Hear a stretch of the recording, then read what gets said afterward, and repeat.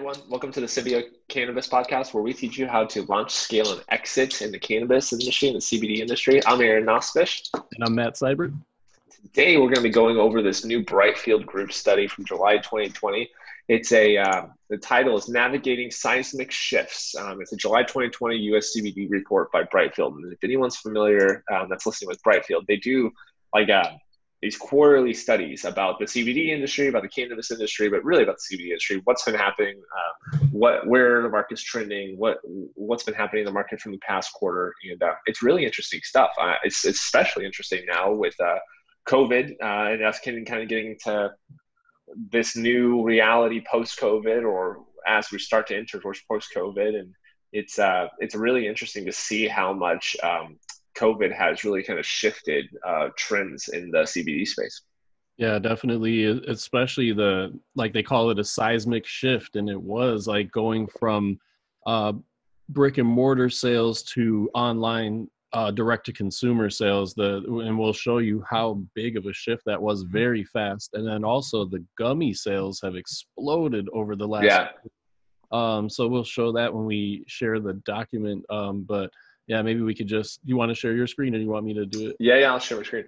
And we'll kind of talk through it too while we're doing that. But, one thing I was going to say kind of before this is, I was talking to a buddy earlier. He runs a podcast called Future Commerce, which is a really great podcast. I highly recommend it.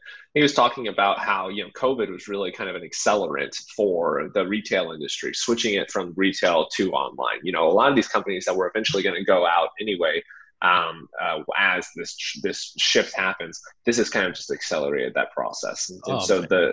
It's crazy. I mean, no, it's like, if before it was an integrated commerce experience between digital and retail, it's now happened. Like we're at the point where it's if you're not online, if you're not coming up with revenue channels that are digital revenue channels, you won't survive. It's really that simple. I just saw a report or this video. Malls are closing all over the countries, and they're going to be using malls for like Amazon warehousing now. I heard about this. Yeah, it's wild, man, and it's not going to stop. It's only going to continue going. It'll be really curious. But without further ado, let's go ahead and jump in, and I'll share my screen. Can you guys see that? Yeah, maybe you can make it like bigger. Yeah, here we go. Cool. There we go. Cool. So yeah, let's go through this and we'll kind of point out some things that me and Matt saw that you might find interesting. We'll kind of go through this. So Brightfield Study, Brightfield's an awesome little group. You can find them online at brightfieldgroup.com. So talking about introduction, the impact of COVID, the importance of digital marketing and D2C, which is great because I think it's been really critical of CBD this whole time, but people haven't been really paying attention to it. But it's something we talk about quite a bit. Oh yeah, Aaron is one of the best D2C experts in the world. And for those that don't know, it's direct to consumer. So selling online direct to your consumer, which of course gets you the best margins as a business. Absolutely. And then the innovation does not slow down. I think that's an important concept in changing competitive landscape. So jumping in, this is kind of where we're seeing the CBD market size shift in what they're forecasting. I honestly was expecting it to be bigger. I thought it was going to be a little bit bigger. I was expecting, I think, $25 billion by 2022 is what I think. I think that maybe one of their old studies suggested some larger numbers, but it seems like they're starting to now kind of average out. One of the things, and we get down to this towards the end, but I think one of the big things is, we're just so nascent when it comes to innovation in the marketplace. It's how can CBD be used across the board in all kinds of different products that allows for a market cap to reflect the benefits of the product. And, people are they're just getting into it. But I wouldn't be surprised if the next Brightfield study we see has these numbers larger than they are now, but we'll see. Cool. Much of the growth in the CBD of CBD will be driven by extensive media coverage of natural and health and wellness trends. Growing awareness of CBD's health benefits combined with the movement towards natural alternatives to pharmaceuticals is driving consumer demand for CBD products. Yeah. Expanded distribution channel. CBD products went mainstream in 2019 at CVS, Walgreens, Kroger's, Albertsons, and other national retail chains began to sell CBD in their stores. Sephora has also expanded their selection of CBD products in 2020. And Whole Foods as that well, one's right? Interesting. Yeah, because the companies with big budgets right now can make those inroads into those bigger retail operations. Absolutely. So they're able to kind of not be as hurt by the COVID situation, I think. Whereas like the smaller brick and mortar stores are hurting, like, but obviously Kroger's is not hurting right now. Right. Well, yeah, it's totally. I'm glad to see CBD products and brands getting into space. You know, I've heard that some of these are just private label brands owned by these companies, and then I've heard others are some of these more major brands. But it's always interesting to see which brands get in and why they get into these bigger places. But at the end of the day, for me, it seems like if you have the budget to stack the inventory so you can get the product to them, if you can, you know, give them the prices that make sense for them. But ultimately, it's really if you simply have the connections to them. Like, it seems like it's really a who knows who. And if you have the inventory to be able to deal with the big orders that they're going to place, you know, if and they want it up front without, you know, sometimes without payment, they want a whole shipment, or they'll once you deliver the full shipment, they'll pay you for it. So you got to come up with the budget for all the inventory. It's an interesting thing. Product variety and evolution, the growing diversification and sophistication of CBD products appeals to a much broader consumer audience beyond cannabis users and natural food store consumers. I think this is really important. I think that there's still a lot of education that needs to happen in the marketplace for people to understand the benefits they can receive from CBD. 100%. And that I think that's going to continue to go. Strategic market. I found this to be really interesting. CBD companies are still using multiple methods, including social media, podcasts, radio ads, print media, and infomercials to reach consumers. I think that's. Yeah, and it's just media, man. It's media. You have to be you have to be a media company that sells CBD. Like if you can educate people through radio ads, print ads, infomercials, and other formats, that's what it's all about. Like it's all about content and education, I think. I think it's about content. I think it's about education. I think it's realizing that your brand and your product is just one aspect of your brand. That like ultimately, you know, if you can get diversified on unique channels of acquisition, that you'll do really well.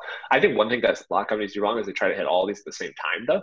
Like find one or two that you can do really well, get that churning and systemized, and then move on to the next. I was just talking to a company yesterday who's just killing it on podcasts, and I don't think it's for everyone. I don't think it's for every product. I've heard of a lot of people that try to do podcast marketing that totally fail.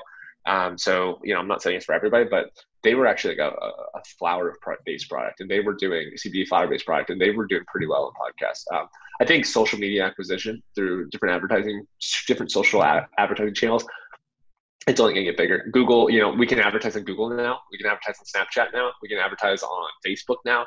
Like it's in Instagram now. So like the opportunities to acquire customers is only getting bigger. And I think that's actually if you can be an underdog brand and figure out channels of acquisition before the big box players have the opportunity to discover it and figure it out, you can do well, and you can start finding a lot of this market share. Yeah, like I see a ton of brands crushing it with affiliate marketing and influencers.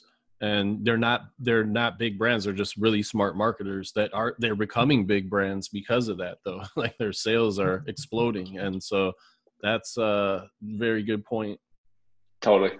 So impact of COVID-19. As Americans shelter in place during COVID-19 pandemic, CBD companies are facing both challenges and opportunities. A major challenge is loss of revenue from the store closures, as many retailers selling CBD products have either closed temporarily during the crisis or are only offering curbside pickup and delivery, which I think the whole curbside pickup thing for cannabis and CBD products during COVID is like hilarious. Like my local dispensary down the street, like they have a tent popped up in the back of their dispensary, like a nice multi-million-dollar dispensary. In the back of it's a little tent where they sell weed. And I'm just like, it's like throwback to like, you're still buying, like, even though now we're legal and now that we can go buy and have like Apple Store experiences to buy our cannabis, nope, we're still going to the back of the building and buying it from the guy. I just do my delivery service, so I don't even go to. Yeah, that's the way to do it. That's the way to do it. They are experiencing steep declines in sales as social distancing guidelines and consumer worries about contracting coronavirus keep shoppers at home. Another challenge is consumers' reduced ability to buy CBD products as the U.S. is experiencing the highest unemployment rate since the Great Depression in the 1930s. Over 30 million Americans are receiving unemployment benefits as of July 14, 2020. Very curious. Yeah. The importance of digital marketing and D2C. As strong e-commerce presence is especially, I thought I should read each one of these. That's probably, I'll go a little higher level. People are not going into retail stores. They are stopping to go into retail stores and they're buying online. Well, before COVID, 70% of CBD sales were in retail stores. After COVID, it's totally flip-flopped. Look at that, 45% now are buying online instead of 30%, which it was before COVID.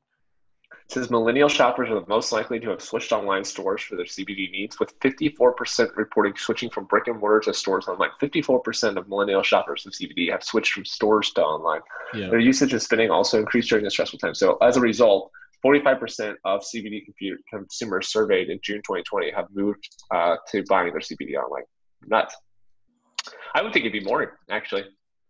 I think it's going to only grow. I think next year it'll be 65. Yeah. You know, so it says of consumers surveyed who have moved their CBD purchases online. So maybe, I guess that doesn't factor for the existing portion that was buying online. Yeah, I'm not sure. That's a weird wording. You're right. So I'm not sure what they mean by that exactly. Totally. CBD companies with extensive direct-to-consumer experience, a database of e-newsletter subscribers, and large social media followings have been able to reach out to their consumers and sell through their brand websites. Yeah, that's a little understated, but yep. In addition to DTC capabilities, CBD companies are well-organized brands, strong digital marketing strategy are expected to fare best in the challenging environment. During this time crisis and economic upheaval, consumers are looking for familiar and trusted brands. In fact, our brand health data shows that the top 3 brand descriptions for US CBD consumers are high quality, trustworthy, and reliable. That's curious. That's a point I wanted to make there is like, I would be using those words on my website. Yeah, I mean, they're right there. Absolutely. Yeah, that's high very quality, good. trustworthy, and reliable. And you know what you don't see here? Affordable. That's interesting. Yeah, good, very good point. So people look at some of the biggest brands like our buddy Cody Pure Canna. He's not cheap. Look at their prices. So, and they're doing very well, and because they have a great product as well. So that's a great point. Totally. Cool. Oh, and then another good point here is that they're shutting down the expos, like the trade shows, which when I had my brand was my #1 seller because I love being out at trade shows and talking to people, and that's all gone right now. And so it's a big challenge. So it says, online CBD purchasing increased by 61% from Q1 to Q2. So 29% of people bought online. Now it's 47%. Yeah, so I guess that's for that number. Yeah. That's a huge jump. Huge. Of all CBD users in Q2 2020 have used CBD for more than 1 year. That's kind of cool. More long-term use that we're seeing, that they're continuing to use it. So half the customers who use CBD keep using it. Users in Q2 2020 have used CBD for more than 1 year. Yeah, cool. That's not exactly what I said, but so it's of all CBD users in Q2 2020 have 49% have used CBD for more than 1 year. Curious. Usage rate. The amount of consumers using CBD on a daily basis increased from 6% from Q1 to Q2. I think that'd be a little bit more than that, but it's cool. This is kind of cool. Product types used. 88% of more CBD consumers use gummies, candies in Q2 and Q1. So 88% increase in using gummies or candies for their CBD intake. And 5x more consumers reported using other edibles. Yeah, it's crazy. I mean, I think people like that type of dosage, that type of like gummy vitamin. I love gummies, man. I prefer gummies, actually. I like tinctures too, but I love gummies. Like, it's just the easy way to get the medicine in you, and especially if they're vegan gummies. Yeah, I agree. And then now we're talking about innovation here. There's new products coming out, of course, with COVID, like Bluebird Botanicals, which is one of my favorite companies, has come up with an immune support tincture, which is smart, and Medterra as well. And then, of course, the new cannabinoid, or not new cannabinoids, but people are adding in CBN and CBG. And now they didn't even mention Delta-8 THC, which is probably after. It's so interesting, man. I'm just so curious to see how this whole Delta-8 thing falls out. Yeah, I read one of those comments. One of the guys was saying like, "Oh, the horse is already out of the barn on this one. People are already out." I get it. I get what they're saying, but like, people have no clue what Delta-8 is still. Like, consumer-wise, they have no clue. No. Like, I mean, I don't think the government really understands it. No, I don't think so. Yeah, I think they're behind. And if you're making a Delta-8 brand, if I'm you better make it child-proof packaging, man. Oh, it has to be. I mean, it's literally the precursor, or I don't know. It's pretty close to the precursor of THC. Like, it gets you. Literally.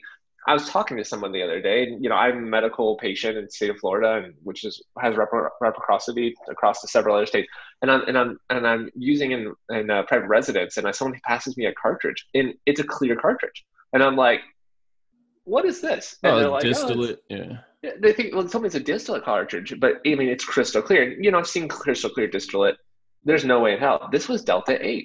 And I was really surprised using the product. It's a really interesting effect. It's not nearly as strong as THC, but it definitely is a psychoactive effect, and it doesn't last as long. It's what I've noticed as well. Uh, Interesting. but it's a really what are your like personal opinions on Delta 8? Have you tried it and experienced it? I haven't. I need to try it. I'm on the Delta 9 all day long, but Yeah, that's right. different. But yeah, I need to order some just to try it out since I've been talking about it a lot. But Where would you order it from? oh, there's tons of places online now that are Just Googling Delta 8. there are people in our groups, in our CBD business success group. There's like 10 brands already that are doing it. Can you buy Um, it on? Can you buy it on? Yeah, see like this cart right here. yeah, exactly. This is what I had, something like this. I had no clue. Yeah, because they're making it into a distillate and it makes it clear like that. So you Um, can't buy it on Amazon, right? I don't think so. I haven't tried looking. Let's see. No. No, not yet. But it really is curious. I'm curious to see what this looks like over time. People have talked about it for a little bit, but I don't think people realize it's legal. Yeah, and two lawyers that I've spoken to said it's totally legal. The bigger concern with the feds, the bigger concern is with the states. Like the states could make it illegal, Yeah. and so then 6 states already have at least. Yeah, it is legal federally at the moment, but state-wise is the issue. So any state could just enact a law and make it illegal. It kind of reminds me of kratom. Yeah, me too. Kratom gets you high, Yeah, for and sure. it's only illegal in 5 states. And so my buddy makes $20 million a year selling kratom.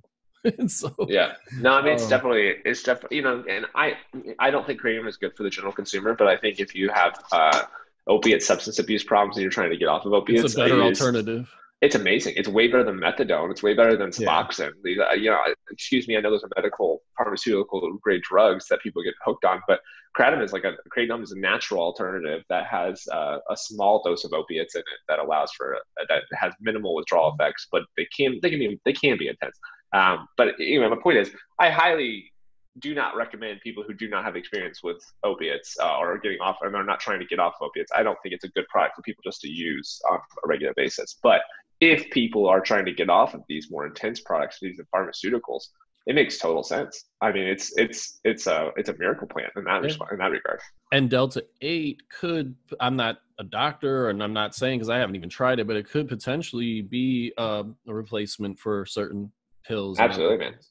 Absolutely. Even if it's legal, and you don't have to go through all it's going to be curious. I don't think that the horse has left the barn with this one. I do think there's an opportunity. I mean, uh, I think that there's an opportunity for Delta 8 brands. I think if I was to start a Delta 8 brand right now, I would go super brand healthy or brand heavy. I'm sorry. I'd go very clear on educational content and supporting content on what it feels like, what it is like.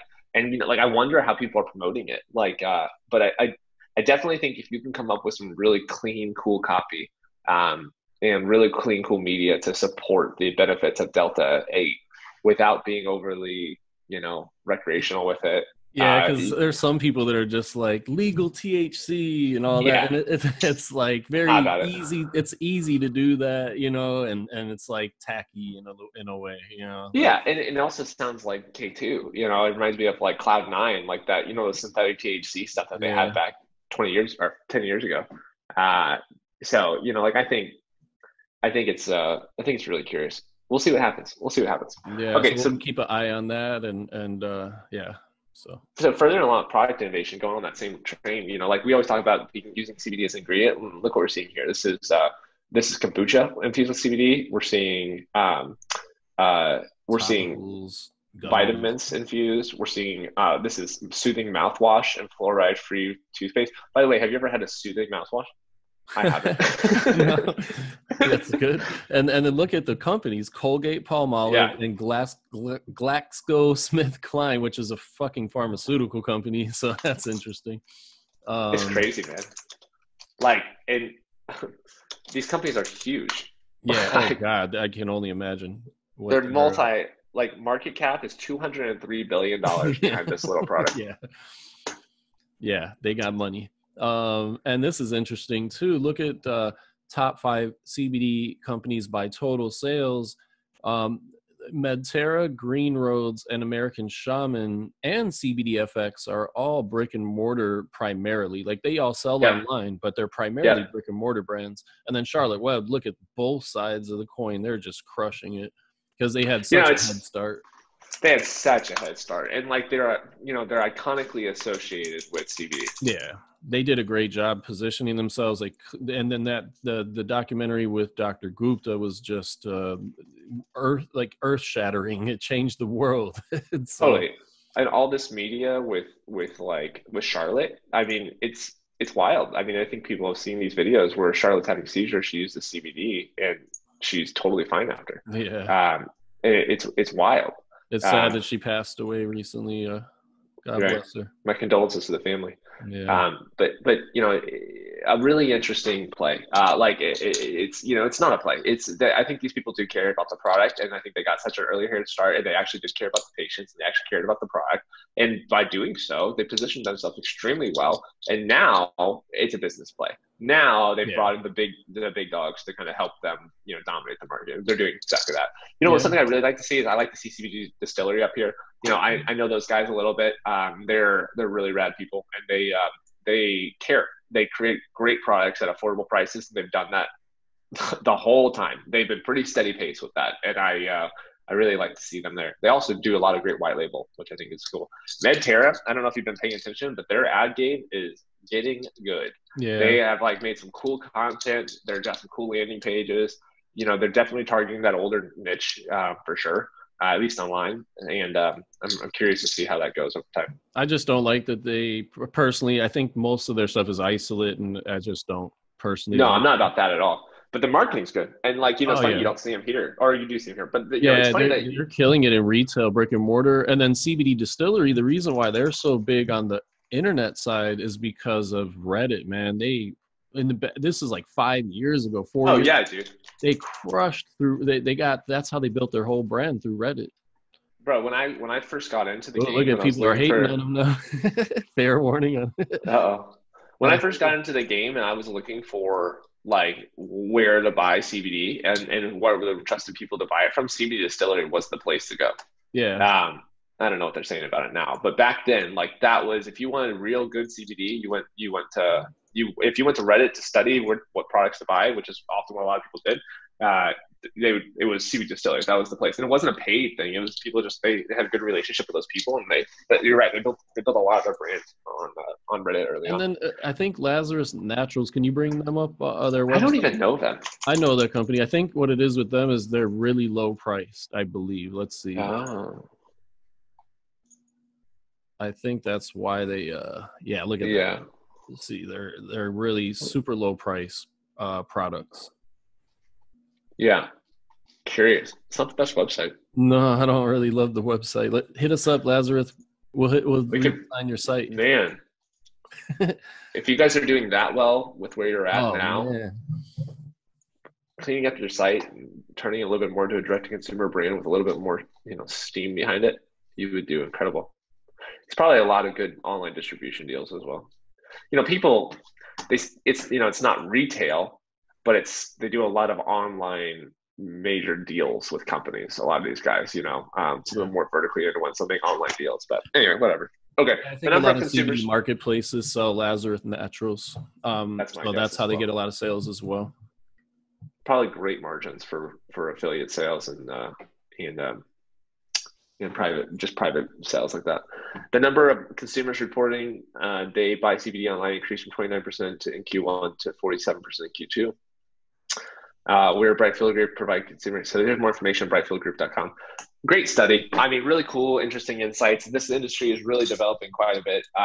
It's fun to be where we are in this game, keeping our pulse on it, man.